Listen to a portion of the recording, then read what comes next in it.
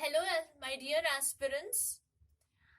As you all have already given your GATE exam for 2019, I would just say that I hope that you all have given your exam in a proper manner and it was all good. In the last video, I discussed about Reynolds number and the flow of fluids. In today's video, I'll be discussing about percentage overrun. Now, you must be thinking, now where from did this term came percentage overrun? ये term कहां से आया, पहले इसके बारे में जानते हैं. ये टर्म कहां से आया? आइसक्रीम से. तो पहले किसके बारे में जानना जरूरी है? आइसक्रीम के बारे में जानना जरूरी है. इस परसेंटेज ओवररन से आपको क्या मिलेगा? न्यूमेरिकल मिलेगा. आइसक्रीम के बारे में हम क्या जानते हैं? अगर हम एक जनरल आइसक्रीम की बात करें तो it contains 12% milk fat. It contains 11% MSNF. Now, what is this MSNF? Milk solid not fat. It contains 15% sugar. It contains 0.2% stabilizer. 0.2% emulsifier. And a trace of vanilla. ये सारे इंग्रेडिएंट्स मिलकर एक general ice cream बनाते हैं. लेकिन हमारे लिए ये सारे इंग्रेडिएंट्स को जानना जरूरी नहीं है. हमारे लिए क्या जानना जरूरी है कि क्या ये इंग्रेडिएंट्स को मिक्स कर दें हम तो सिर्फ मिक्सिंग के बाद ही क्या आइसक्रीम बन जाता है? नहीं. After mixing these ingredients, air is added to these ingredients. Why air is added? To increase the volume. The increase in volume caused by whipping of air into the mix. What I said is air is added. Air को किसमें add किया जाता है? जो mixture हमें मिला इन ingredients को mix करने के बाद उस मिक्सचर में एयर को ऐड किया जाता है. ये जो प्रोसेस है जहां पे एयर को ऐड किया जाता है इसको कहा जाता है whipping of air, right? So whipping of air into this mixture, this results in the increase. क्या increase होता है? Increase in volume. Increase in volume of ice cream. Increase in volume of ice cream.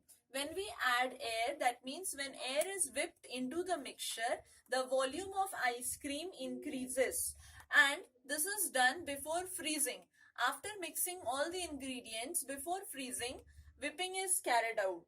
Now this entire process of whipping air into the mixture to increase the volume of ice cream, this is only known as overrun. Okay, this is known as overrun. तो आपको समझ में आया ये overrun term है क्या? अब यहाँ पे पहले क्या लिखा हुआ है? Percentage overrun. परसेंटेज ओवररन पे जाने से पहले हम ये जानेंगे कि ये जो whipping की गई, एयर को जो मिक्स किया गया, इंक्रीज किया गया आइसक्रीम के वॉल्यूम को, ये क्यों किया गया? First reason for whipping air is to prevent the ice cream from being too dense. Okay, first reason क्या बताया मैंने? To prevent the ice cream from being too dense. Ice cream की डेंसिटी को ठीक करने के लिए किया जाता है. दूसरा रीजन किस लिए किया जाता है? ताकि आइसक्रीम टू हार्ड ना हो जाए. It should not be too hard. And the third reason is it should not give you too cold feeling in mouth. So to prevent all these 3 points, that is too dense, too hard, too cold in mouth, air is being whipped, and due to this whipping of air, what happens is the volume of ice cream increases and this entire process is known as overrun. अब बात ये आती है कि कितना air mix किया जाए ताकि वॉल्यूम इंक्रीज हो जाए. इसके लिए भी एक स्टैंडर्ड दिया गया है. अब बात ये आती है कि इन सब पे न्यूमेरिकल्स आएंगे गेट के एग्जाम में. तो वो न्यूमेरिकल किस पे बेस्ड होगा? न्यूमेरिकल बेस्ड होगा परसेंटेज ओवररन पे. हमें निकालना क्या है? Percentage overrun. तो अब इस परसेंटेज ओवररन को कैसे कैलकुलेट करेंगे? ऑब्वियसली उसके लिए एक फॉर्मूला है. फॉर्मूला क्या है परसेंटेज ओवररन का? पहले उसे जानते हैं.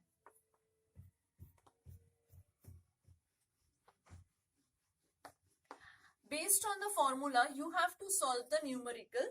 Just be careful about the units.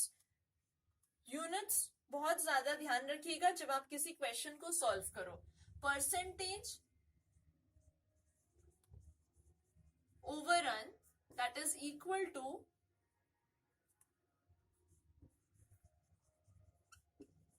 the volume of ice cream minus the volume of mix whole divided by the volume of mix into 100. यहाँ पे वॉल्यूम ऑफ मिक्स, मिक्स मतलब जितने भी इंग्रेडिएंट्स आपने मिक्स किए, that is milk, fat, vanilla flavor, stabilizer, emulsifier, all the ingredients that you have mixed, that comes under volume of mix. And after mixing आपने उसमें air add किया तो finally ice cream बना. आइसक्रीम का एक certain volume होगा, वो क्या हो जाएगा, volume of ice cream. So when we will subtract this volume of mix from this volume of ice cream and we will divide that value by volume of mix into 100 अगर करेंगे तो हमें क्या वैल्यू मिल जाएगी, percentage overrun की. So let us just solve a numerical. The numerical says 80 liter of mix, 80 liter of mix plus 10 liter of chocolate syrup, 80 liter of mix plus 10 liter of chocolate syrup gives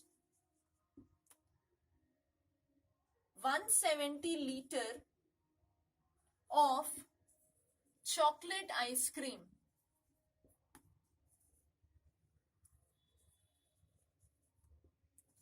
Calculate the percentage overrun.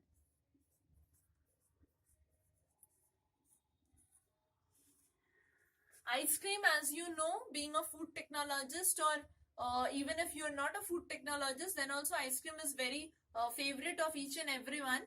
Okay, so based on that you can obviously think that numerical based on this particular topic, percentage overrun, you will be getting in your paper. This time also there was a question based on percentage overrun. Now look at this particular question.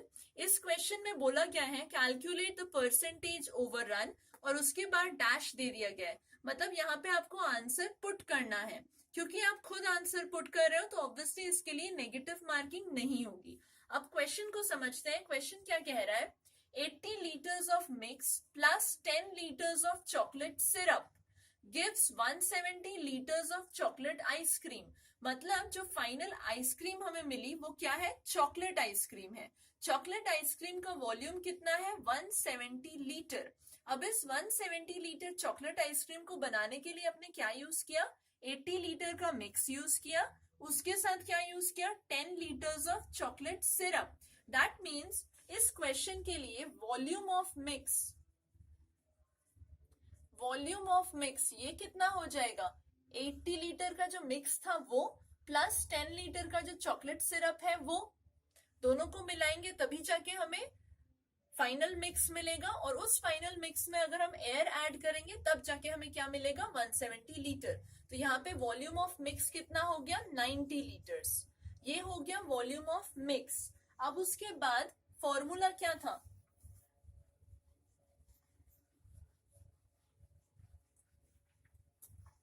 देखिए formula क्या था, percentage overrun निकालने के लिए बोला गया था question में.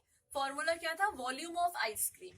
वॉल्यूम ऑफ आइसक्रीम कितना दिया हुआ था क्वेश्चन में, 170 litres minus volume of mix. Volume of mix आपने कितना निकाला, 80 प्लस 10 मतलब कितना हो गया, 90 divided by volume of mix मतलब क्या हो जाएगा, 90 इंटू आपको क्या करना है, 100.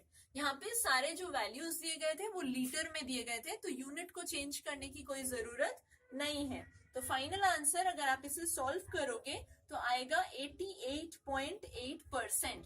This is your final value. तो आप देख रहे हैं ये टॉपिक कितना सिंपल है. सिर्फ आपको ये फॉर्मूला याद रखना है कि percentage overrun is equal to volume of ice cream minus volume of mix divided by volume of mix into 100, and be careful about units when you are solving the question. This was all about this particular topic. practice questions based on this particular topic. In the next video, I'll be discussing about other topics like convective heat transfer coefficient and Rittinger's law. इस पे based भी आपको GATE exam में questions मिलेंगे. I hope you like this video. If you like this video, share it and subscribe it. And till the next video, keep practicing questions on the topics which have been discussed earlier. Thank you so much.